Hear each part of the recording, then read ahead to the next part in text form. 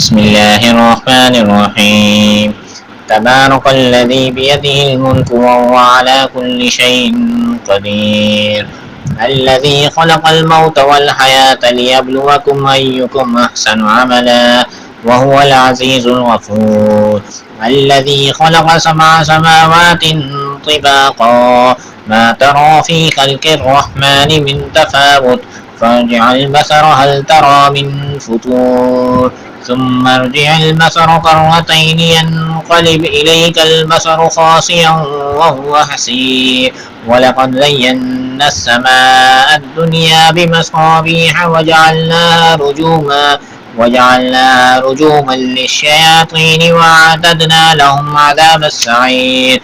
وللذين كفروا بربهم عذاب جهنم وبئس المصير. إذا ألقوا فيها سمعوا لها شهيقا وهي تفور تكاد تميز من الغيظ كلما ألقي فيها فوج سألهم خزنتها ألم يأتكم نذير قالوا بلى قد جاءنا نذير فكذبنا وقلنا ما نزل الله من شيء إن أنتم إلا في ضلال كبير. وقالوا لو كنا نسمع أو نعقل ما كنا في أصحاب السعير فاعترفوا بذنبهم فسحقا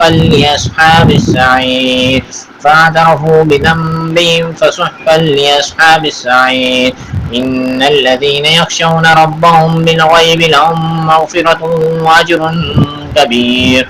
وأسروا قولكم أو اجهروا به إنه عليم بذات الصدور.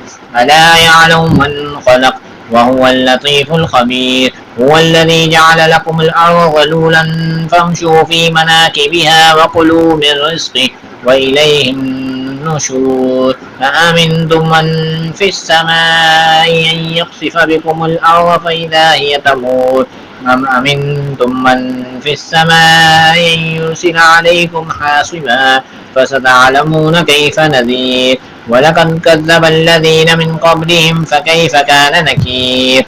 أولم يروا إلى الطير فوقهم صافات ويقبض ما يمسكهن إلا الرحمن إنه بكل شيء بصير. أمن هذا الذي هو جند لكم ينصركم من دون الرحمن إن الكافرون إلا في غرور. أمن هذا الذي يرزقكم إن أمسك رزقه بل لجوا في عتو ونفور. أفمن يمشي مكبا على وجهه يهدى من يمشي سويا على صراط مستقيم. قل هو الذي أنشأكم وجعل لكم السمع والأبصار والأفئدة قليلا ما تشكرون. قل هو الذي ذرأكم في الأرض وإليه تحشرون. ويقولون متى هذا الوعد إن كنتم صادقين. قل إنما العلم عند الله وإنما أنا نذير مبين. فلما رأوا زلفة سيئت وجوه الذين كفروا وقيل هذا الذي كنتم به تدعون. قل أرأيتم إن أهلكني الله ومن معي أو رحمنا فمن يجير الكافرين من عذاب